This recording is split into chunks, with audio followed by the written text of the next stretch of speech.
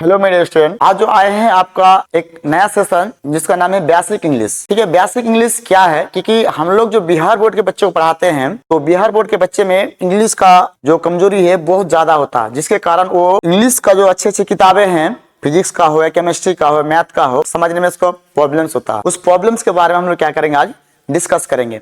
ठीक है, वो प्रॉब्लम्स कैसे आएगा और कैसे इसको सॉल्व कर सकते हैं, इस चीज के बारे में हम लोग क्या करेंगे, चर्चा करेंगे। तो उसमें जो बच्चे का प्रॉब्लम है, जो सीबीएसई बोर्ड वाला होता है तो इंग्लिश मीडियम में पढ़ता है, कोई दिक्कत नहीं है।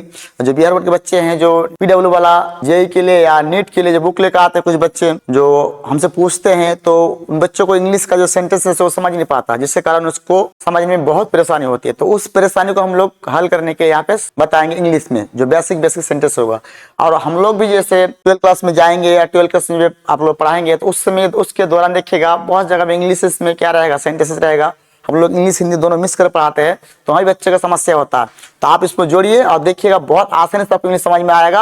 अगर एक वीडियो देखा समझ में नहीं आया तो फिर आप दोबारा वीडियो देखना नहीं है। ठीक है, पहले एक वीडियो को देखो बहुत अच्छी तरह से, आपको समझ में नहीं आया तो फिर दोबारा देखना नहीं है, क्योंकि आपको अगर समझ में आ रहा है तभी देखना। ठीक है, बहुत अच्छे से समझ में आएगा। तो हम लोग एक वर्ड है जिसका नाम है दियर, उसको लिखा है। क्या लिखा है? दियर। तो दियर का मतलब क्या होता है? वहाँ। दियर का मतलब होता है वहाँ, ईयर का मतलब होता है यहाँ। ठीक है, लेकिन दियर का मतलब है तो वहाँ। लेकिन इस दियर का प्रयोग जो है ना, फिजिक्स में या बहुत ज्यादा इंग्लिश में क्या आता है, वो ये प्रयोग में आता है। कैसे? जैसे पूछेगा आपको, चार्ज का दो प्रकार होता है, तो there are two types of charge, there are two types of charge आ गया। ठीक है, तो उसी से रिलेटेड मैं आपको बता दूंगा कि आज देयर का इस तरह से पढ़ लेना कि देयर का प्रयोग अगर किसी बुक में आ जाए तो उसको समझ में आ जाए कि हाँ इसका मतलब क्या होगा। हमको बेसिक मतलब समझना आना चाहिए, क्योंकि इंग्लिश का जो बुक है उसको पढ़ के समझ में आना चाहिए। सबसे पहले इसका स्ट्रक्चर की बात कर देख लेते हैं। There plus is plus singular noun. Noun मतलब समझिए कोई भी दुनिया का जो वस्तु है, नाम है, वो सब नाउन में आता है। This are every name is noun. ठीक है, तो there plus is plus singular noun, या तो उससे there plus are plus plural noun. ठीक है, तो ये दोनों में से बहुत आसानी से बन जाएगा। ठीक है, जैसे मान के चलिए एक कलम है, तो इसे कैसे बोल सकते हैं हम लोग? एक कलम है तो देयर इज ए पेन। एक कलम है तो क्या बोलेंगे? There is a pen. ठीक है, तो एक कलम है इसलिए एक देयर इज लगा कि सिंगुलर है। यहाँ पे अगर दो होता, जैसे कि आपको बोलेंगे दो कलम है, तो जैसे दो कलम है तो क्या बोलेंगे? There are two pens, there are two pens. जैसे वो दो उंगलियां है, देयर आर टू फिंगर्स बोल सकते हैं। कितना उंगलियां है? There are two fingers. जैसे चार उंगलियां, पांच उंगलियां है तो क्या हो जाएगा? There are five fingers. हाथ में पांच उंगलियां है, there are five fingers in the hand. तो इस तरह से आपको क्या करना है, सिर्फ जोड़ना है, मेरे साथ बोलना है। हमको पढ़ाना नहीं है, बुलवाना आया हूँ, सिखाने आया हूँ। ठीक है, तो बोल सकते हैं कि यहाँ पे समझ लीजिएगा, आपका अगर सिंगुलर नाउन होगा तो इज लगेगा देयर के साथ, और प्लूरल नाउन है तो क्या लगेगा? आर लगेगा। प्लूरल मतलब एक से अधिक नाम के साथ, एक से अधिक नाउन के साथ क्या लगेगा? आर लगेगा। जैसे कमरे में एक लड़का है, तो पहले इतना बनाइए कि एक लड़का है, एक लड़का है, जिसका इंग्लिश क्या हो जाएगा? There is a boy, there is a boy. कहाँ पे है? कमरे में, तो इन द रूम। कहाँ पे? इन द रूम। क्लास में एक लड़का है तो there is a boy in the class, there is a boy in the class. ठीक है, there is a boy in the class. ठीक, तो इस तरह सेंटेंस जो भी होगा आप आराम से बोल सकते हैं। जैसे एक स्कूल है तो देयर इज स्कूल, मेरे साथ बोलिएगा, एक स्कूल है, देयर इज स्कूल, इसका इंग्लिश हो जाएगा।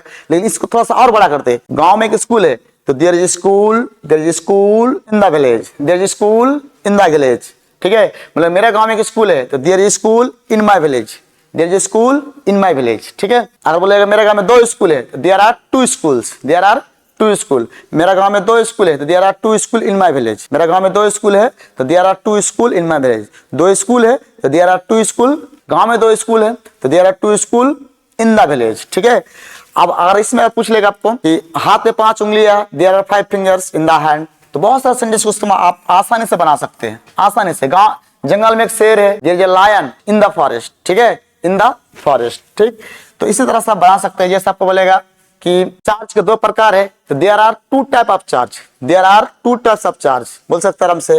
चार्ज के बहुत प्रकार है, ऐसा अगर आ जाए कहीं पे, there are many type of charge, है ना।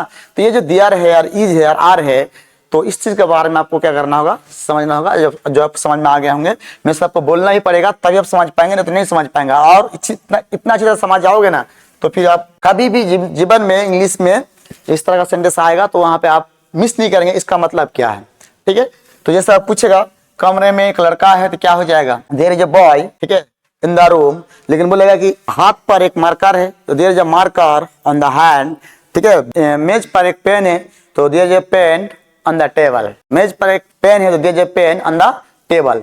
तो ये सारे सेंटेंसेस है जो आपको अच्छी तरह से क्या करना होगा, समझना पड़ेगा। ठीक है, तो चलिए इसका हम नेगेटिव की बात करें अगर, ठीक है, इसमें बहुत सारा बना सकते हो। नेगेटिव की बात करेगा तो नेगेटिव का स्ट्रक्चर पहले हम देख लेते हैं।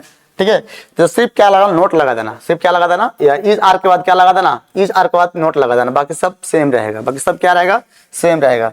जैसे बात करें अगर हाथ में 6 उंगलियां नहीं है, क्या बोलेंगे, देयर आर, आर लगेगा, क्यों आर लगेगा यहाँ पे, क्योंकि यहाँ पे सिंगुलर नाउन नहीं है, प्लूरल नाउन है, तो क्या लगेगा, there are not 6 finger in the hand, हाथ में 6 उंगलियां नहीं है, there are not 6 finger in the hand. इस तरह से बोलेगा कि यहाँ पे पेन नहीं है, कलम नहीं है ना, कलम नहीं है, पेन नहीं है, तो कैसे बोलेंगे, तो there is not a pen, there is not a pen. और टेबल पर पेन नहीं है तो क्या आ जाएगा, there is not a pen on the table, there is not a pen on the table. ठीक, तो इसी तरह से हम लोग बहुत अच्छे से बना सकते हैं इसको, है ना। जैसे आपको कोई पूछेगा, है ना, बैग में किताब नहीं है, बैग में किताब नहीं है, there is not a book in the bag, there is not a book in the bag. इस क्लास में लड़का नहीं है, तो there is a no boy, there is a no boy in this class, in this class. ठीक है, इस तरह से पूछेगा तुमको, अगर मान के चले तुमको पूछ दिया, है ना, कोई समस्या नहीं है, तो there is no problem, there is no problem. ठीक है, कोई दिक्कत नहीं है, तो समस्या नहीं है, तो इस तरह से इसको समझ सकते हैं।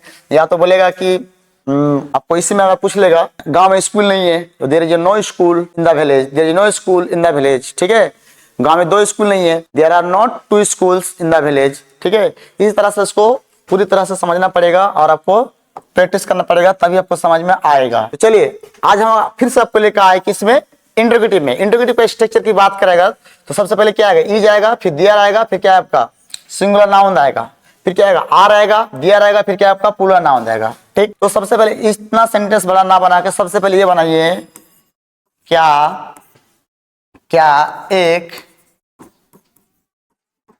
लड़का है।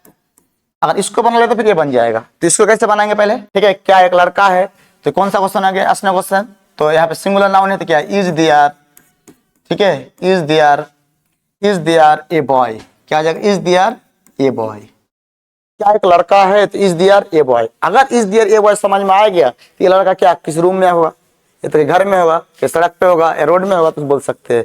तो अगर बोलेगा इसी चीज का, बोलेगा क्या कमरे में एक लड़का है, तो सबसे पहले इतना बनाएंगे, क्या एक लड़का है, तो इज देयर ए बॉय, है ना, in the room, is there a boy in the room.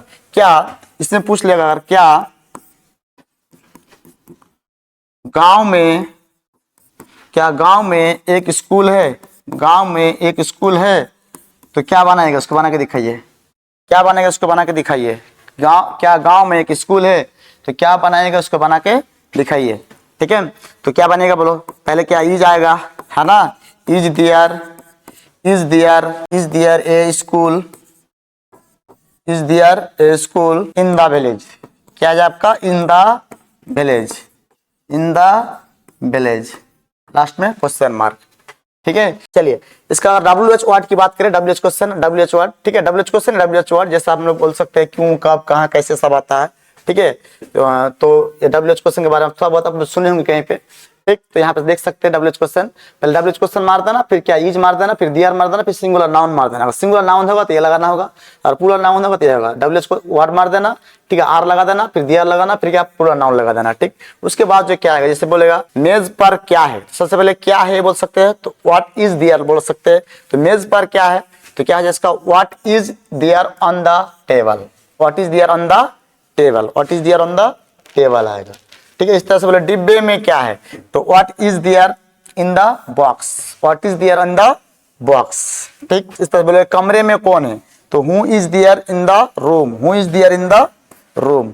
ठीक है, इस तरह से बोलेगा दरवाजा पर कौन है, तो who is there at the door, who is there at the door. ठीक है, दरवाजा पर कौन है। कहाँ बहुत सारे पेड़ है, कहाँ बहुत सारे पेड़ है, तो where are there many trees, where are there many trees. ठीक है, कहाँ बहुत सारे स्टूडेंट्स है।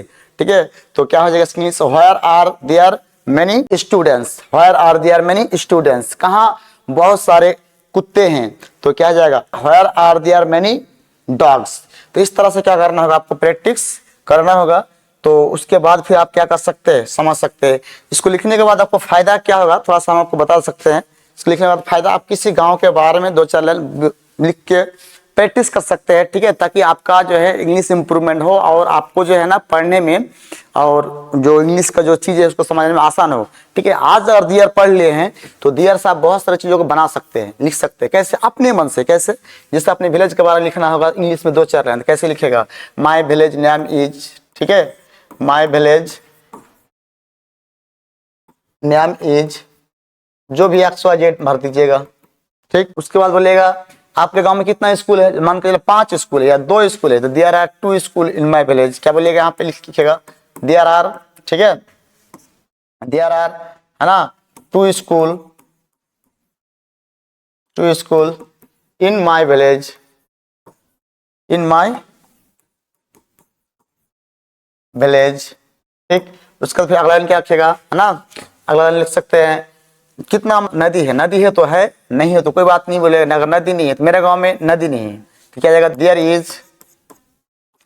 इज नो रिवर या नॉट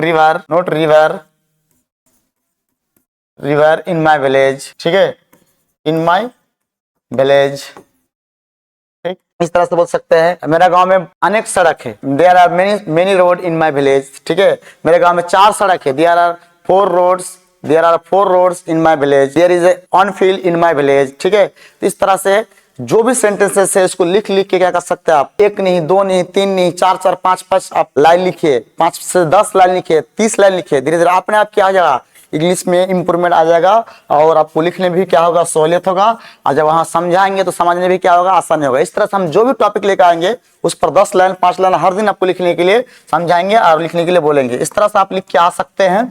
ठीक है, ये करके आप अगर विलेज के बारे में लिख लीजिएगा तो फिर आप स्कूल के बारे में भी आप अपनी मन से दियर का प्रयोग करके लिख सकते हैं, दियर का प्रयोग करके लिख सकते हैं। ठीक है, माई स्कूल नेम इज कर दीजिएगा। There are 1 field in my school, there are no field in my school, there are many trees in my school, there are no tree in my school. मतलब tree होगा तो बोलिएगा। ठीक है, बोल सकते हैं there are many teachers in my school, है ना, there are many rooms in my school बोल सकते हैं। और 5 रूम है तो there are 5 rooms in my school. इस तरह से 10-10 लाइन, 12-12 लाइन, 15-15 लाइन प्रैक्टिस करो।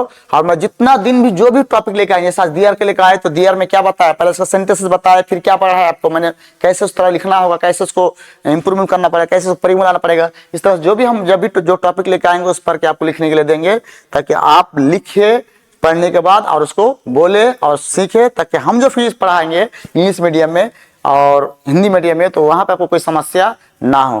तो आज यहाँ तक रखते हैं, फिर नेक्स्ट वीडियो में मिलते हैं। इसका दूसरा सेशन लेके दूसरा सेशन में जुड़िएगा, क्योंकि वो भी बहुत इंपॉर्टेंट होगा। और उस पर भी हम क्या करेंगे बताने के बाद 5-5 लाइन, 10 लाइन, 20-20 लाइन तुम लोग लिखने के बोलेंगे और समझाएंगे कैसे लिख सकते हैं। एक नहीं, जिस दिन आप समझ जाएगा ना, 1 नहीं, 2 नहीं, 4-4 पेज भी लिख सकते कोई चीज के बारे में इंग्लिश में। ठीक है, तो आज यहाँ तक रखते हैं, फिर हम मिलते हैं नेक्स्ट वीडियो में। तब तक ले जय हिंद।